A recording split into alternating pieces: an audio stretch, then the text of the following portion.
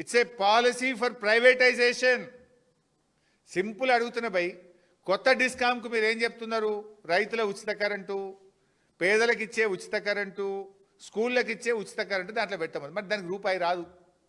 రానప్పుడు దానికి ఎవడన్నా అప్పిస్తాడా? దానికి పీపీఏ అవుతుందా? కరెంట్ ఎవడన్నా సరఫరా చేస్తాడా?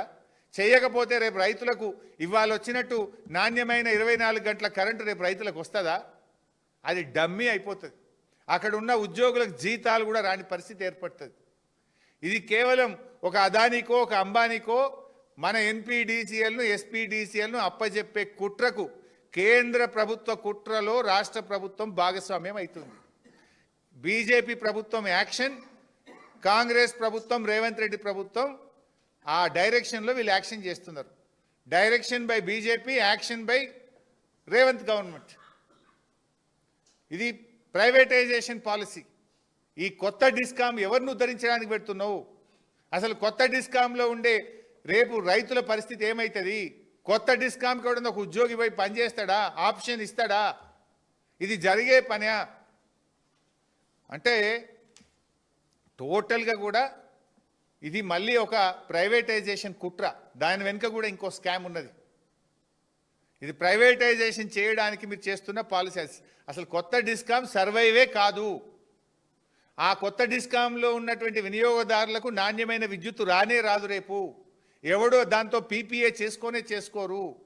ఇదంతా కొత్త అప్పులు తేవడానికి, ప్రైవేటైజేషన్ చేయడానికి చేస్తున్న కుట్ర తప్ప ఇంకోటి ఏది లేదు.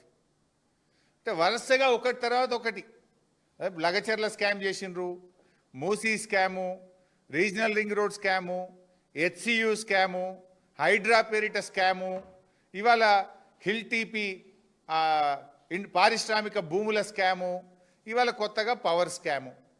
స్కాముల గవర్నమెంట్ ఇది. నిన్ననేమో 5 లక్షల కోట్ల ల్యాండ్ స్కామ్ బయటపెడితే 6 మంత్రులు వచ్చి ప్రెస్ మీట్ పెట్టిండ్రు. ఎక్స్ప్లెనేషన్ ఇచ్చుకునే ప్రయత్నం చేస్తున్నారు. ఎంక్వైరీలు చేస్తాం మీ మీద అంటున్నారు. మీ స్కామ్కు సమాధానం చెప్పురా నాయన అంటే మీ మీద ఎంక్వైరీ చేస్తాము అంటాడు. అంటే నువ్వు స్కామ్ చేసినట్టే కదా. ఎదురుదాడికి దిగుతా ఉన్నారు, సమాధానం చెప్పలేకపోతున్నారు.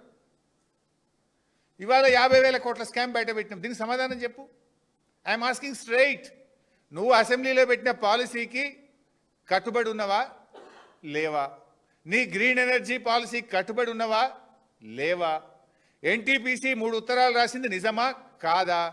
ఎన్టీపీసీ చైర్మన్ నీ దగ్గరికి వచ్చి ఈ 2400 మెగావాట్లు మీది, మీకోసమే కట్టినము, మేము 5 రూపాయలకు ఇస్తాము, ₹1 పెట్టుబడి అవసరం లేదు అని చెప్పింది నిజమా కాదా? ఎన్టీపీసీ అంత తక్కువ ధరకు ₹1 పెట్టుబడి లేక ఇస్తామనంగా నువ్వు ఎందుకు అప్పులు తెచ్చి అసలు పెట్టి ఆ మిత్తిలు కట్టి నీ కమిషన్ల కోసం ప్లాంట్లు కడుతున్నావు? సూటిగా సమాధానం చెప్పాలని నేను అడుగుతా ఉన్నా. ఇదంతా తిమ్మిని బమ్మిని చేస్తూ ఉన్నారు. ఇంకా చాలా స్కామ్స్ ఉన్నాయి. ఇవాళకి ఇక్కడికి పరిమితం అవుతా ఉన్నా. త్వరలోనే హైదరాబాద్లో ప్రవేశపెడుతున్న అండర్ గ్రౌండ్ కేబుల్లో జరిగిన స్కామ్ను ఆధారాలతో సహా బయటపెడతాం. పంప్డ్ స్టోరేజ్ వెనుక ఉన్న స్కామ్, బ్యాటరీ స్టోరేజ్ వెనుక ఉన్న స్కాము, ఇదే ఎలక్ట్రిసిటీ డిపార్ట్మెంట్లో ఇంటర్ స్టేట్ స్కామ్ ఒకటి చేసిండ్రు. ఇంటర్ స్టేట్ స్కామ్ నాకు ఇప్పటికే 90% ఆధారాలు సేకరించిన, ఇంకొక 10% వచ్చేది ఉంది. ఈ 3-4 రోజులు వస్తాయి కావచ్చు. వచ్చినాక దాన్ని కూడా బయట పెడతా. చాలా ఉన్నాయి మీ స్కామ్లు. ఇక బరి తెగించిండ్రు, విచ్చలవిడిగా ఎగబడుతున్నారు. ఇక మళ్ళీ వస్తామో రామో అని అందిన కాడి దోచుకునే పనిలో ఉన్నారు. బట్ మేము ఇడిచిపెట్టాం. ప్రతిపక్షంగా తెలంగాణ సాధించిన పార్టీగా కేసీఆర్ గారి నాయకత్వంలో ఇవాళ తెలంగాణ ప్రజల పక్షాన మిమ్మల్ని, మీ అరాచకాలను, మీ అవినీతిని అడుగడుగున ఎండగడతాం. ఈ రాష్ట్రాన్ని